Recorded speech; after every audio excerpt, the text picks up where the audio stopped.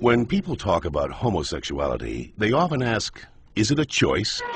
I heard it is. Hello, what's your name? Christian. Well, Christian, let's see what the latest science has to say. Oh, that. To help us, here are two gay people, George and Martha. Before we can answer, is it a choice, we must first determine what it means to be gay. How do you know you're a homosexual? The same way you know that you're straight. Since the 19th century, many theories about homosexuality have been offered that are untestable and contradictory.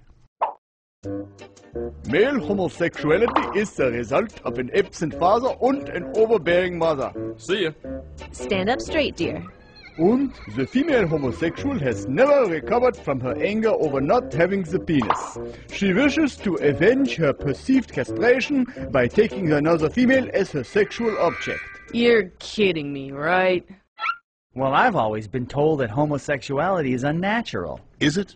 In fact, homosexual relations are common in nature, including zebras, baboons, dolphins, sheep, buffalo, ducks, foxes, elephants, horses, gorillas, moose, house cats, pigs, mice, rabbits, swans, and lions, to name a few.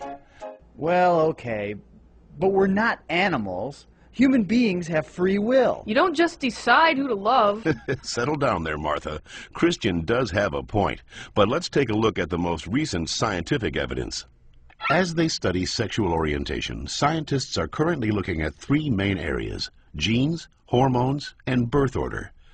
Of course, most of these studies focus only on male sexuality. Sorry, Martha. What a shock. Let's first look at studies of identical twins. Hi. When one identical twin is a gay man, the other twin is gay up to 70% of the time, far higher than would occur if genes played no role. In fact, these studies show that genes play a greater role in determining sexual orientation than they do in whether or not you're right or left-handed. And we don't punish the left-handed. Well, not anymore. Let's get it! Scientists have recently noticed a striking statistical phenomenon.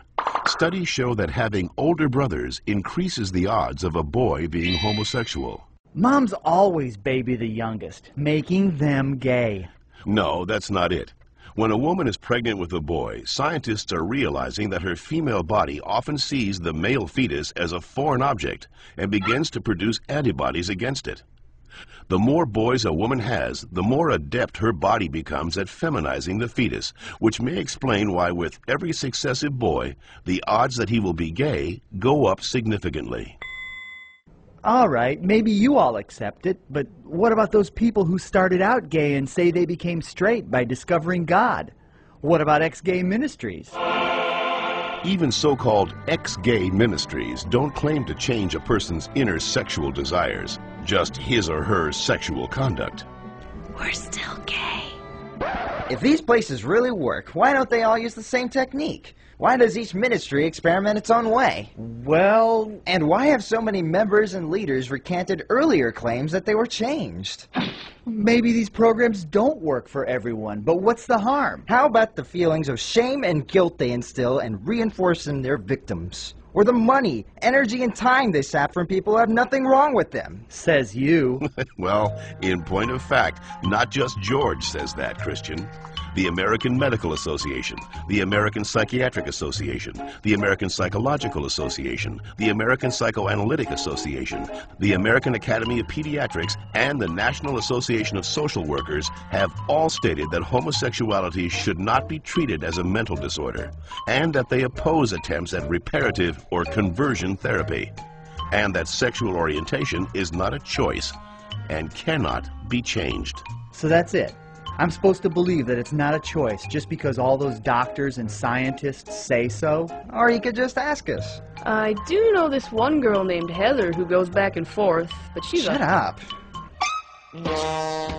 The information in this educational cartoon is based upon studies that can be found in any university library, with the possible exception of the Bob Jones University in South Carolina.